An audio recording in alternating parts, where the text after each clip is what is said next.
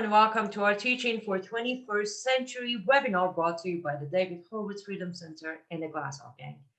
I'm your host, Annie Cyrus. Please use the Q&A box on your screen if you have any questions, and I promise we will get to answer them as soon as our very special guest presentation is over. With that being said, it is my privilege to introduce our speaker this evening, Noor Bin Ladin. She was born in Switzerland to a Swiss mother and a Saudi father, and absolutely with the most controversial last name you could ask for in the 21st century. However, don't let that fool you. She is freedom-loving. She loves America. She's a patriot and definitely fights the best she can to protect human society. Hi, Noor. Welcome to the program. Hi, Annie. It's so nice to see you again. Absolutely a pleasure. I know we're doing today's webinar a little bit in a different format, but I'm going to let you go ahead and open up, do the intro, and I have a lot of questions ready for you, and I'm sure our audience are going to start pitching in with questions. Sure. First of all, hello to everyone. Thank you for tuning in to my second appearance here at the Glazov Gang Freedom Center podcast webinar. It's been now over or about 100 days since I was first invited. To say a lot of things have happened since is an understatement. We'll be going over a few things with Annie this evening. Last time I had done a presentation and I had prepared remarks, and this time discussing the webinar with Annie, I thought we would go straight into a discussion covering my latest article, which I published with Revolver on Sunday, discussing this new war on terror and how essentially the whole national security apparatus, which largely grew in the aftermath of the tragedy of 9/11, has now been completely weaponized and been turned inwards against upstanding American citizens. And there's a lot to say about this, because although it's been going on for a few years already, and there were many prescient voices, as I wrote, that had sounded the alarm even from the beginning when the Patriot Act was first proposed.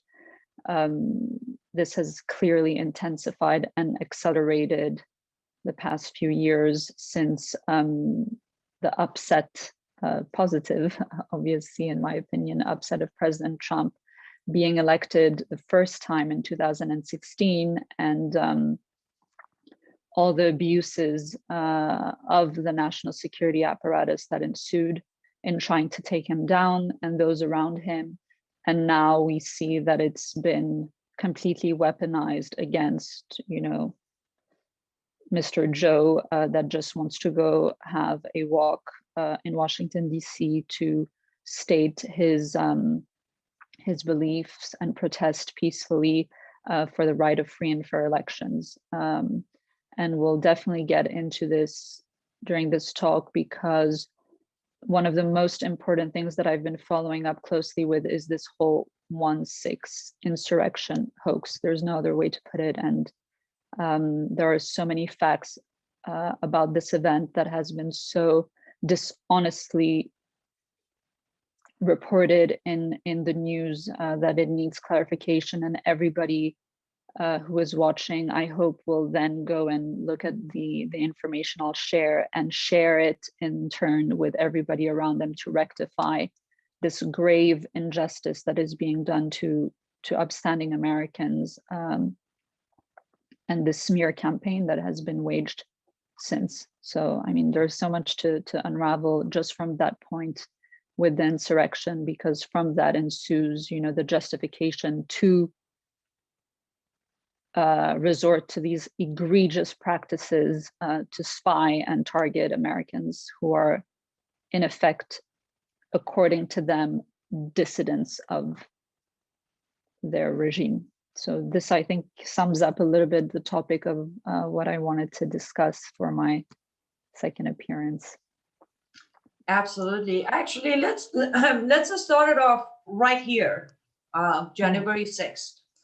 Me and you, we had a little bit of a discussion a few days ago, and if you don't mind, I would like for you to start explaining. You told me how the entire death, that all the death that took place that day has been recorded with lies, and the facts are out now, and it's very different from what we heard. So let's just start there. What are we missing there?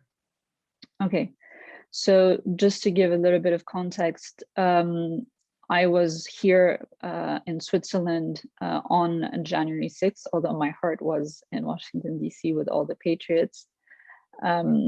And I was watching it live. And I also had a few friends who were in DC that day.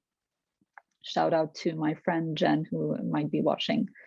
And so I knew very quickly on that the narrative that they were spinning in the media was not accurate, even though obviously we didn't have all the elements straight afterwards. But there was a lot of footage being shared online. You could see the barriers being lifted, the doors being opened, the few acts of violence, namely breaking windows, etc. You had many Trump supporters who were pulling those people away, asking them to quit, smashing the windows. You had also a few videos of protesters who were asking the Capitol Police or the agents who were there to do something and to act. So a lot of footage was circulating straight afterwards. So you could very early on see that there was a discrepancy between what actually happened and the narrative, not to mention the fact that I listened to the president's remarks and he called for peaceful protesting, and this is the subject actually of my first piece that I published with Revolver on January 19th, where I discuss, everything I just mentioned, the fact that I spoke with my friend Jen and a few others, and I related their experience that day and how, frankly, they felt that their event had been hijacked in some way to portray this narrative. So this is the first thing. Since then, today's the 7th, so it's been 4 months. You have so much incontrovertible proof that has emerged. And Revolver, I mean, I'm extremely proud to be published by such an incredible publication, because they've been so courageous, and all their pieces are very thought-provoking and thorough, especially their investigative pieces. And this is what I want to say. They've been doing an investigative series on 1/6, unraveling all the lies and the information that has been put out there by the authorities. For example, the bear spray, this has unraveled. And namely, what you mentioned, Annie, the number one thing is the deaths. And we heard, repeatedly, people died, Trump supporters violently. It was a lethal insurrection. We heard all these terms, and what transpired is completely the opposite. There are 0 deaths due to Trump supporters. You have 5 deaths, 4 of which happened on the day, 3 of which were of cardiac arrest or some health episode. One was Ashley Babbitt, who was shot by a Capitol Police officer whose name we're still not allowed to know. And if you look at the footage,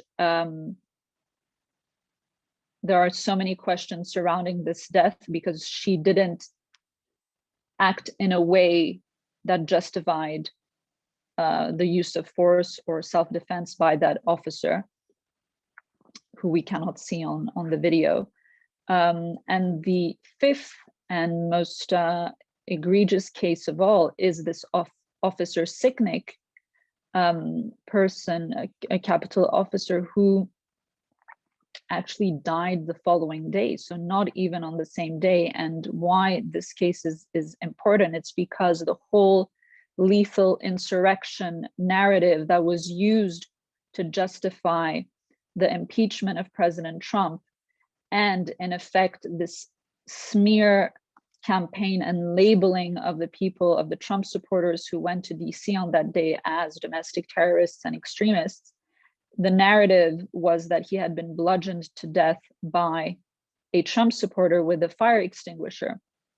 And thanks to the relentless reporting by Revolver News, and also this journalist, Julie Kelly at American Greatness, who've really been on top of this, even the New York Times, very discreetly, of course, was forced to issue a retraction about, this narrative that he had been bludgeoned to death by a Trump supporter, when in fact he was texting his brother that evening and he was fine. And apparently he died of well, actually the report came out and it was cardiac arrest the following day.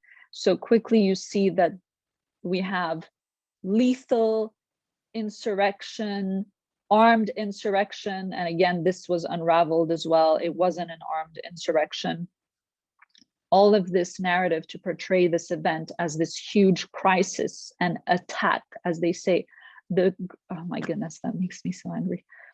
Joe Biden last week in his address, who called it the greatest attack on America's democracy since the Civil War. We can come back to all of that later. And that's the narrative, but it's nothing like the truth. And so you see emerging the real story, which is that there was a completely manufactured crisis. Certain elements who were there, who did act in a certain way to showcase chaos and the framing. And this guy John Sullivan, who was paid $70,000 by CNN and this other network to record footage, etc. And as I wrote in my article, the latest one, which got published on Sunday for Revolver, the framing did the rest. It was a whole production. And coming back to the point of why was this production necessary? Why was there this manufactured crisis, this hoax of an insurrection on January 6th? It was precisely to be able to A, impeach President Trump, and B,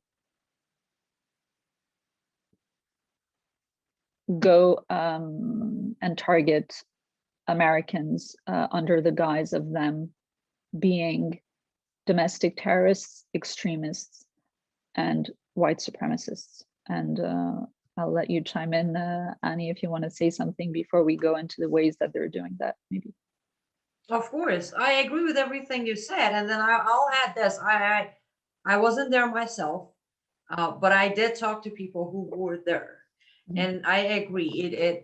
What all you need to do is look for yourself, and you see that it was all a setup. But here's where my question comes in. The entire summer of 2020, we had Americans burning down buildings, burning police stations with police officers inside, beating up business owners, all because Black Lives Matter movement. And nobody came out to call them domestic terrorists because, well, technically what they did by definition is terrorizing a city. They are real domestic terrorists. They are terrorizing Black business owners, burning down their property, burning the streets. I mean, you have so many videos as well that are circulating of Black Americans who live in these communities that have been ransacked. Can you say ransacked? And destroyed, etc.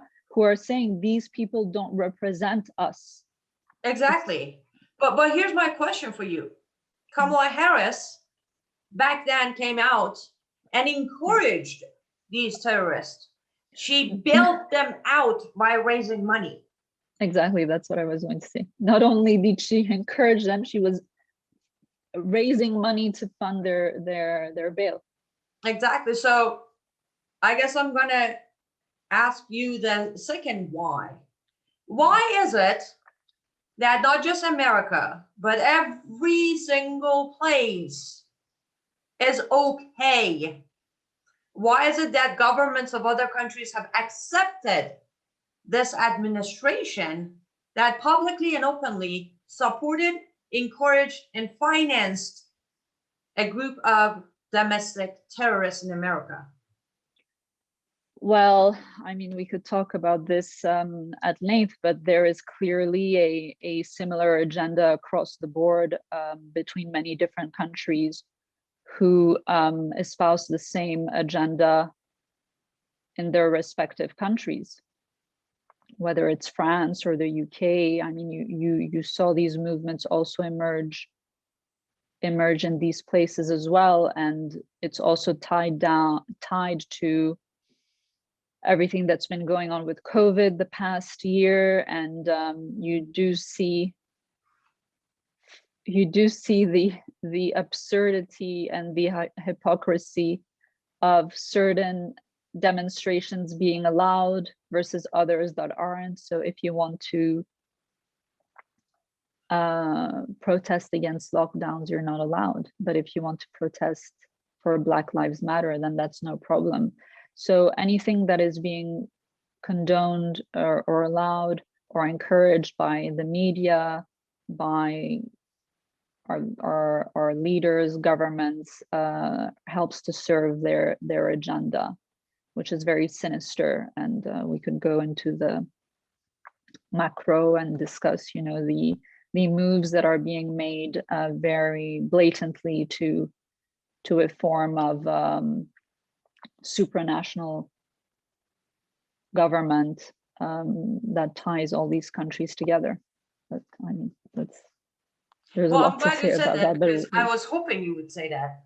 Mhm. When I say this is not just about takeover of America, this is a global movement. Mhm. People look at me kind of like crazy. I mean, I've been labeled a conspiracy theorist so much, since September, but it's the concept, and I say this to people when I speak with them, I really don't mind being called a conspiracy theorist. A, because I'd rather be a conspiracy theorist than a sheep. And B, an awful lot of theories of conspiracy or conspiratorial theories are turning out to be much more than theories, especially as of late. But regardless, apparently I found out that the term conspiracy theorist itself is a label that was concocted or devised after the JFK assassination as a means of stigmatizing those who would question the official narrative. That's what I heard. And I feel that we should embrace this term and flip it on its head and reverse it, and not allow them to let it be negatively connotated. So I put conspiracy theorist in my Twitter bio, and I'm fine with it. That sounds good to me. But I didn't mean to take the discussion into an international review. But let's go back to what we were talking. I'll just say one thing about this, because it ties in with the first webinar we did, and very much my letter to America that I published in September when I first came out publicly. And this is clearly a plot to bring America down to her knees and weaken her from within in order to level the playing field and be able to make progress towards this supranational type of centralized world governance. And America was truly the last big superpower standing in its way, not only economically but because especially of what the founding fathers managed to secure 245 years ago now, whereby America really stands, as I wrote in my letter, as this beacon of hope and liberty, just by the way the founders instituted a system to which everyone else across the world can hold their own governments accountable, because you are the model and the one system that managed so far to really respect the individual and guarantee the individual's civil liberties and rights and freedom. And this is everything they seek to destroy. On that note, before I took the discussion to international review, you said clearly January 6th was not an insurrection, but they had to make it look like an insurrection, or they had to start the hoax for whomever was willing to stick to the hoax. Well, why? Why did they need the lies, the big lies and hoax of January 6th? It's great that you use the term "the big lie," because that's now the term that we will be using henceforth for the 2020 election, as President Trump has put out in a couple of statements the past week. It's precisely to silence anyone who dares question the results of the 2020 elections, and therefore question the legitimacy of those who are doing everything to retain their power, namely this current administration. This is the whole point of the hoax, and the lengths at which they've gone these past few months to smear anyone who dares question the authority of the government is quite extraordinary.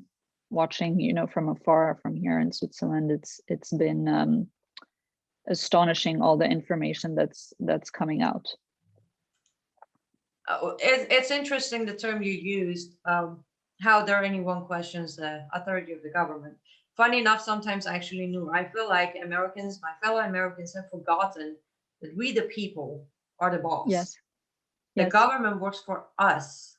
We should never, ever, ever give them even the slightest idea that they could think they hold some sort of power over us, that they could use it the way they did on January 6th. But this is precisely why for decades they have sought to undermine the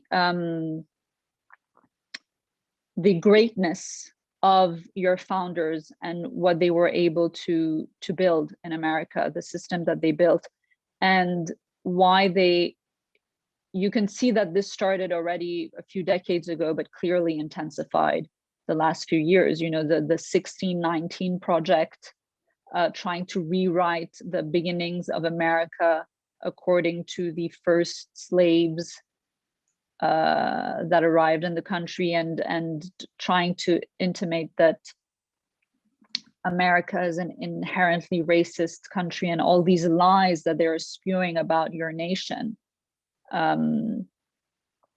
All of this has a specific design to sever Americans from their roots, so that they are lulled and brought towards a system of servitude without even knowing it. But they're clearly underestimating the American people and their love for their nation, and despite everything they've tried to do these past few decades, I have 100% faith that they're going to fail. From your mouth to God's ear. Okay, we have a couple of questions from our audience. So let me go ahead and ask this before we move on to the next topic or next topic. Okay, first question is from Mix. He's asking, or he said, Attorney General Merrick Gerald has pledged to crack down on violence linked to white supremacy and right-wing militia groups. And he has made prosecuting those involved in the January 6th Capitol event his top priority. He just requested $85 million in additional funding from Congress to bolster the Justice Department and FBI's effort to combat domestic terrorism. His question is, should we be worried, be very worried, or terrified? The weaponization of the DOJ is so blatant, but so is it the case for all the branches. You know, the Department of Defense, there are so many stories that are coming out of there, also putting a huge budget to fight white supremacy, domestic terrorism, and extremism. I have a few documents here I wanted to show you that I printed out. And absolutely, everybody should be terrified. You know, around or roughly 400 people were arrested in the aftermath of 1/6. Some are still in prison. Some are in solitary confinement.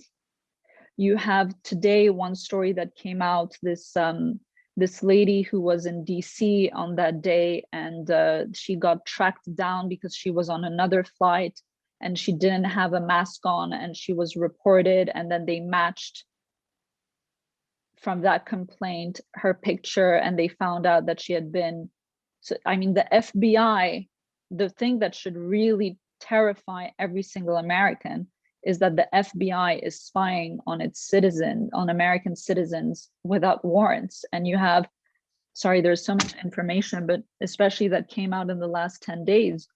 But we have proof, you know, court rulings and everything that came out showing that the FBI is spying on Americans without FISA warrants, and that the judge presiding the FISA courts, the FISA court, his name is Judge James Boasberg, and he ruled that, you know, it wasn't so much of an issue, that there were all these what's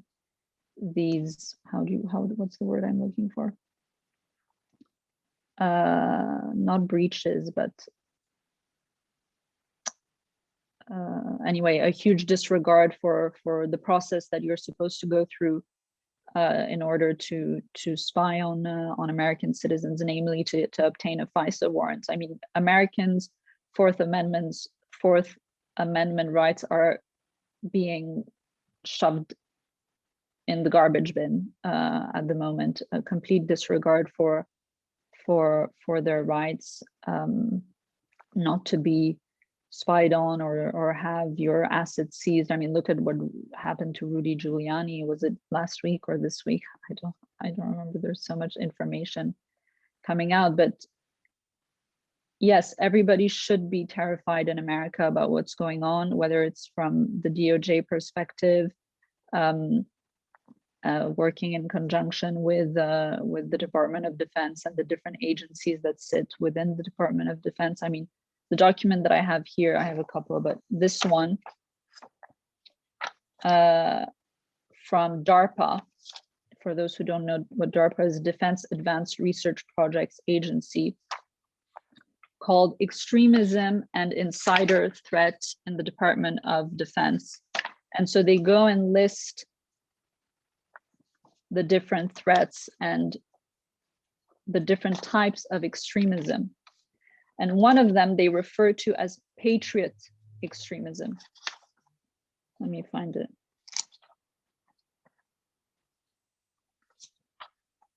Patriot extremism, the core belief. This ideology holds that the US government has become corrupt, has overstepped its constitutional boundaries, or is no longer capable of protecting the people against foreign threats. On these grounds, they refuse to accept the government's authority to tax or govern them. Da, da, da, da.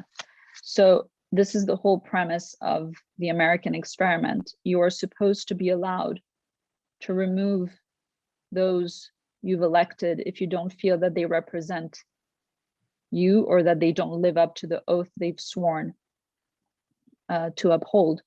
So what is exactly patriot extremism?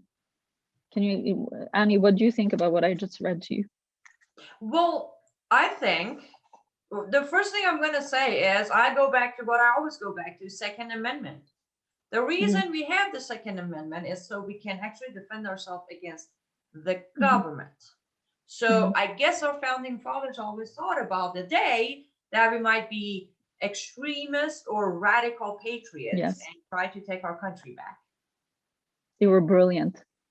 Agreed. I love the fact that they could see so far down into the future of what could possibly go wrong and protected us with our Constitution. But we all know how the left plays down. It's labeling people. For some reason, the word radical or extremist, the funny as you were talking about conspiracy, actually extremist is one of my favorite words. I love being extremist. I love waking up in the morning and be a radical anti-Sharia person. It's my mission in life. If I'm not extreme, if I'm not radical, I'm not dedicating my life to what I'm doing. So it doesn't bother me, but I can understand how ridiculous it is to even put a term such as, extremist patriotism. Like every breathing human being is supposed to be a patriot. I want to talk about the white supremacist thing afterwards, but there's another thing I wanted to show you from this document, which is so ridiculous. So there's a slide which is symbols of extremism. All right. And on there you have an ISIS flag, an Antifa flag. You have the white supremacy sign, so-called white supremacy sign.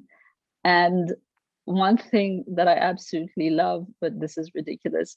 I have lots of so I have different social media accounts, but on my Instagram, I'm in contact with a lot of Pepe and Anons and people from the Groyper movement or whatever you want to call them. And the symbol is the frog. And they put the symbol, the Pepe symbol, in the middle of all these other signs. I mean, some of them are, as the Oath Keepers or the Proud Boys, there's a Q symbol in there. All of this next to like an ISIS and Antifa symbol.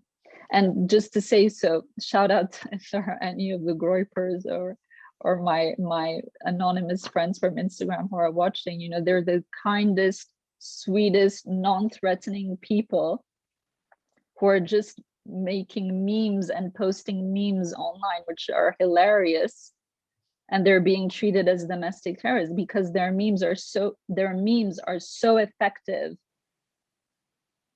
and present such a thorn to the side of the authorities that they have to label it as a symbol of extremism. And my friend Jen, who I mentioned in my Revolver piece, who was in DC on January 6th, she's a designer and she has some merch with the Pepe frog, etc. And all the different stores on which she had her products shut down her account because they said that the Pepe frog is a symbol of extremism and hate and etc. And so she got all her stores shut down because of the Pepe frog thing. Yeah, but you need to realize when it comes to the left and the communist, socialist, Islamist groups, their feelings are priority. So if your meme hurts their feelings, then you're terrorizing them. I will never, ever, for the rest of my life, forget the day that there was this girl at university sitting down and screaming like a banshee day after President Trump was elected. Her feelings were so hurt. She was acting like a banshee. So nowadays, sadly, I always remind people, I say, again, my constitution as an American gives me the right to be offensive, and it gives you a right to be offended. That's the whole beauty of freedom. Yes, but But because that's they want to take that away, they will label you a terrorist and an extremist and radical and this and that, because they have to have the safe place where they can be pampered and their feelings are taken care of regardless of facts. that's the result of some incredible brainwashing on the part of those who want to maintain power. And they've been trained incredibly well without realizing it. It's some form of mind control. You know, they've been trained to be affected, to have their feelings hurt, to require safe spaces, you know, or whatever it is they're called, because their feelings, you know, are they're so affected. But make no mistake, this is another one of the many different tactics being used by these operatives, you know, the CIA, the FBI, and those dark under layers of techniques that they're using in order to have unwitting people do the bidding for them, to go after these dissidents, because the Pepe means they represent the fact that those who are designing them and putting them out there, they're wise to the fact that there's a group of people, you can name them whatever you want, the deep state, the cabal, etc. They present a danger because they are wise to what's going on and what they're trying to do to this country, and that they're trying to steal America from them, because as you said, the country belongs to we the people, not to a small handful of oligarchs, you know, trying to build, as you know, we refer to it at Revolver a lot, the globalist American regime that's in place right now and that are clinging so hard to power. And so to respond a bit more to the question that was asked, yes, you should be terrified. Yes, you must be aware. Yes, you must share all this information with everyone around you to rectify this onslaught of false narratives that all these institutions are working so hard to make people believe. But at the same time, I'm extremely optimistic. I have full faith in the American people that, you know, their common sense and their love of country and freedom will prevail. And this shows extreme desperation. There is an acceleration that I'm hoping, and that goes with my optimism, denotes a desperation there, because maybe they realize that they have a window of opportunity and that it's shrinking. I'm looking a lot at what's going on, obviously, in Maricopa County in Arizona, which, I mean, they're really freaked out. Huh? They sent 73 lawyers straight away to try and stop the audit from taking place. And they're having meltdowns in the news and trying to discredit the audit as much as they can, but the truth will come out. This, at the end of the day, was a fraudulent election, which was stolen from the American people. And another point, you know, I listen a lot to Steve Bannon and the War Room, and he insists on this, and I think it's important. This is not about the cult of personality of President Trump. This is what they're trying to portray in the leftist media, that somehow we're all crazy Trump worshipping cult members. No, we admire the man. I have tremendous admiration and respect for his resolve and everything he sacrificed to bring us to this point. But this obviously is much bigger than him, and the truth will come out. You know, it was so blatant. People are waking up. Even people who voted for Biden are getting I mean, no, a lot of them are waking up to the fact that it's just not plausible. I mean, 80 million vote for a guy who, excuse me, I don't mean, you know, but I mean, he's a criminal, so I shouldn't care about being polite, but who can't even say 3 sentences coherently. And you see the videos on YouTube where you have so much more dislikes than likes, so little views. It's just, Yeah, but you need to realize ridiculous. that 40 million out of those 80 millions are actually not waking up. They're just rolling in their graves. Yes, yeah, that's true. Okay. I do have more questions from our audience, but if you all give me a second, I really want to talk about this. You mentioned it when we were talking, and I'm sure most of our audience, but let's quickly touch on the movie, The Plot Against the President. There's just something that I'd like to mention that I think is really important, that relates to this labeling and targeting of Americans as political extremists and dissidents and everything. There's a story that broke today, also on Revolver News, that everyone must go and read because it's such a damning expose of the Department of Defense and the man they put in charge to basically rid the military of anyone who showed any type of inclination towards Trump or conservatism or America first. The guy's name is Bishop Garrison, and Revolver did a full-blown expose on this man's beliefs, and it's absolutely terrifying. He really believes that basically if you dare, for example, question the legitimacy of the 1619 project, which Secretary Pompeo did publicly, you're basically a danger to national security. Anyone who doesn't espouse this racist, it's completely racist theory that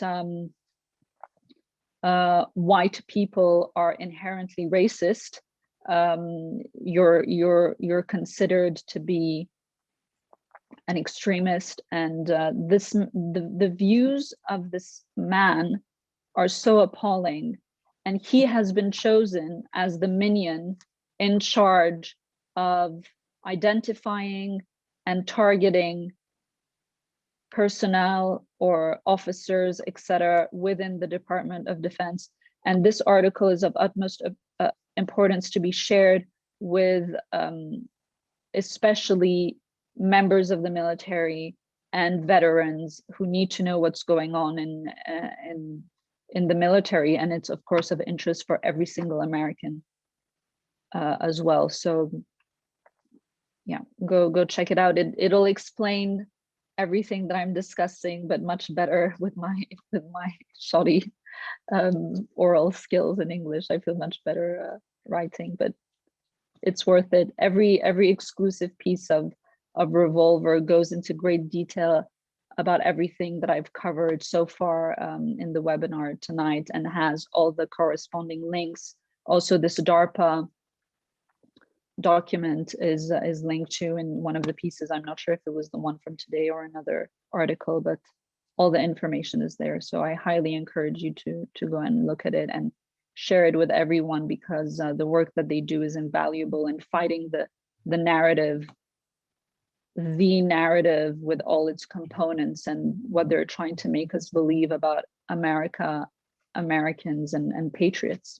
Talking about narrative, Noor, what is this whole extremely important war on terror thing? Well, this is it. This is the new war on terror, whereby they've taken all the measures and the expansion of the different agencies that were put in place after 9/11 to target Islamic terrorists, and now all of these tools or legal measures that were put in place to track them down are now being used against what they deem as the political dissidents, extremists, white supremacists. And again, the news goes so fast. I don't know if many of the viewers currently watching or will watch later follow this young man named Nick Fuentes, who's a political commentator and activist who was very active with the Stop the Steal and the 2020 elections, etc. And he was in DC on January 6th, and he actually didn't even set foot in the Capitol. He was put on a no-fly list. That was last week. That was quite a huge story. And so he was actually on his way to Florida to meet my friend Laura Loomer and a few other people who were getting together to discuss the tech bill, which isn't stringent enough. The bill that Governor DeSantis is proposing to curtail these big tech companies. Anyway, he was on his way to go to this press conference, and he arrives at the airport and he realizes that he's on the no-fly list after trying to get on different planes from different airlines. And I mean, he's done nothing that would justify such a measure. And every single American should be absolutely up in arms about this, because if it can happen to Nick Fuentes, it can happen to anyone. And it's just truly, I mean, this is not America anymore. I mean, 20 years after 9/11, you would have told me that it's actually upstanding patriots, America-loving people who are being put on no-fly lists and being treated like Islamic terrorists. I would have thought you're crazy. I mean, I wouldn't have believed it. And this is the trend that we're seeing, that because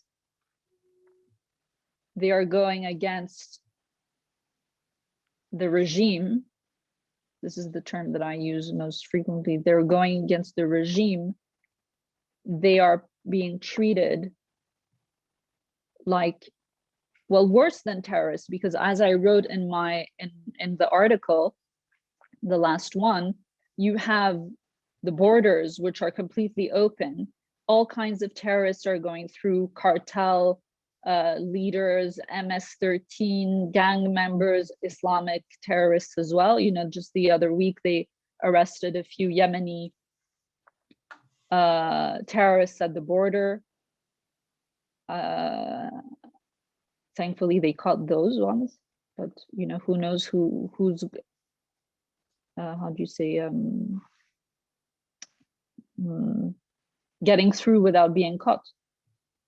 So it's they are targeting the wrong people. And to your point that you were saying earlier, the BLM, the Antifa, that are clearly committing violent crimes. I mean, Andy Go, who was hit in the head and had all these injuries, and at the hands of Antifa people who are consistently threatening his life.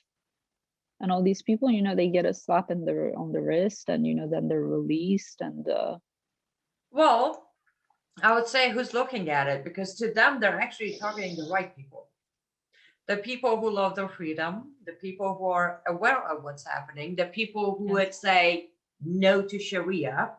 So they are targeting the right people. And to be honest, I'm going to even go as far as saying, not only, yes, in your piece, you do mention that we have Islamists running around the country and operating, and then patriots are being investigated and arrested or targeted.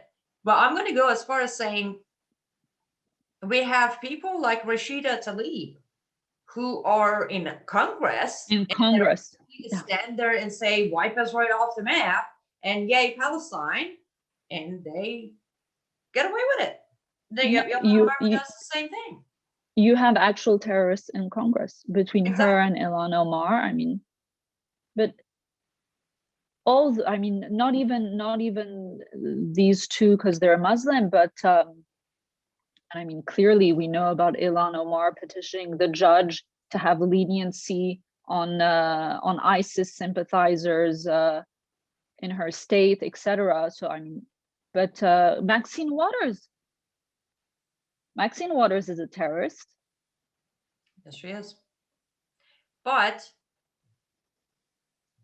before I do have 3 more questions from the audience, and we have a little bit of time left. But I do really want to ask you this: with all the negatives and sad news that we just talked about, you kept saying you're optimistic, and a few days ago you told me that you do not see a Biden or Harris administration going until 2024, and you have a feeling President Trump will come back. Do you mind elaborating on that? I'm very optimistic. I, as I said, have full faith that America will prevail. This is what sustains me and, you know, keeps me going. And I do see very encouraging news, and I seek out the encouraging news via my different sources. That being said, you know, I'm human, and seeing the suffering and the accelerated attacks does take its toll and is very demoralizing. And I know that it must be extremely difficult to see all of this unraveling, especially if you don't have this basis optimistic outlook or faith that I have, because even if I have it, it feels like dense, you know, every time I see these assaults taking place on innocent people. It's very, very sad to watch a country that you love, and its people who I love as well for many reasons, which I've stated previously, be treated this way. So my heart goes out to everyone who's watching, especially if you feel a bit hopeless in these times. You know, since Biden illegitimately took office, it's been quite dark times. But as you mentioned, yes, I do see Trump coming back. I do see, people might think I'm crazy for saying this, but I do see him coming before 2024. I think it's completely moot to discuss 2024 because unless we rectify what happened in 2020, there is no way forward. So I'm not really engaging in all these 2024 talks.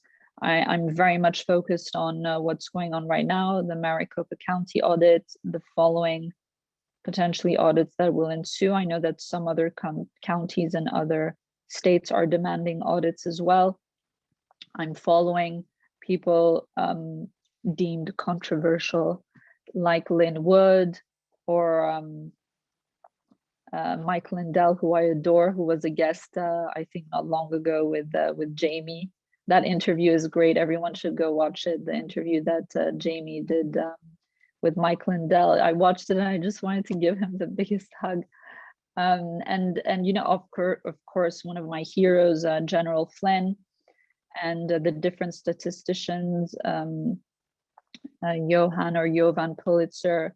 I have a few people like this that I follow for some news on that front, because let us, I mean, they're not talking about it in the news, obviously, but these patriots have been relentless since November 3rd in rectifying this egregious steal that took place right under our noses. And you know, say what you will, everybody kind of disparaged another wonderful person, Sidney Powell, because of Kraken, etc. I don't know what, and Dominion. machines, but there is something there, and I have faith that they're going to get to the bottom of this. I have no doubt. And I mentioned it last time, although I'm not a constitutional lawyer and I don't have the background and would never pretend to, but if the results come out and prove of the audit, proving that there was effectively a steal that took place, there will be a constitutional crisis that will ensue, something that has been unprecedented in the history of the country, as I mentioned in our last webinar. And there will have to be bodies or a means or a forum through which this unprecedented situation will be able to be sorted out. And that's why I think President Trump is coming sooner rather than later. I just don't see how it could be otherwise, because Americans won't have faith in the election process anyway in 2024 or 2022 or 2024, unless this is fixed. That's very true. We are almost out of time, but Carl has sent this question twice, so I might be wrong, but the question is, or the request is, I would very much like to hear Noor speak about her upbringing as a Muslim and how she came to leave Islam.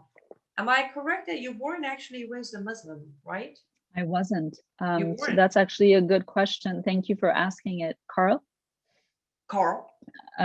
Because I can clarify this point. A lot of people assume that I am or was a Muslim.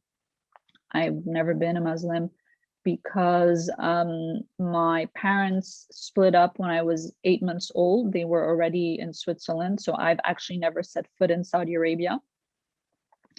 I don't plan to in the future. And so I was raised without a religion, actually growing up very much throughout my childhood with, what we would call Judeo-Christian values that my mother imparted on me, but I've never even set foot in a mosque. I was once in front of a mosque walking, but I've never been inside a mosque. Well, okay, I'm glad I wasn't mistaking that, but I can tell you, I'm very happy. I'm happy that you didn't have to experience it. And I always tell people, you don't have to be an ex-Muslim to understand or stand against Sharia. But I'm always happy when there is a beautiful young lady like yourself who did not have to experience it. So I'm glad for that. The one thing I'll say, and it applies to any type of ideology out there, I am pro-freedom and against any type of ideology that seeks to limit one's freedom. Wise words. Last question for you, Noor. Which is why I love America so much. I can understand that. Right back at you. Reason I love America so much. Where do our audience go to follow you, to read your work and get to know you better?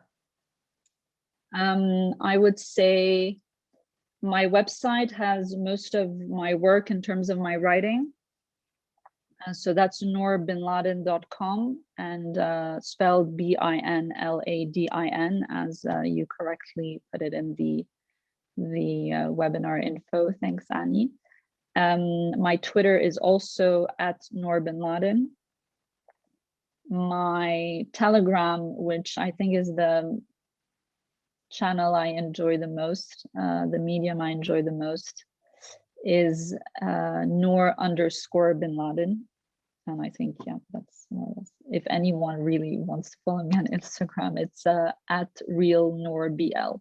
So those are kind of the places where I post. Unfortunately, I loved Parler when my friend John Mates was still involved, and I used to post, but I haven't really been posting lately. So understandable. Well, thank you so much, Noor, for giving us your information especially information that is a little harder to find online. We appreciate your knowledge, your wisdom, and your time. No, thank you so much for having me. It's really always a pleasure. I love everything Horowitz Freedom Center related. Agreed. You On guys that do note, amazing work. to our audience who has stayed with us until now, we appreciate you as well. And please Yes. remember, all of these webinars are brought to you by the David Horowitz Freedom Center and the Glazov Gang for free. So if you want to support these webinars, all you got to do is go to frontpagemag.com and consider making a 100% tax deductible donation. With that being said, please just stay safe and goodbye.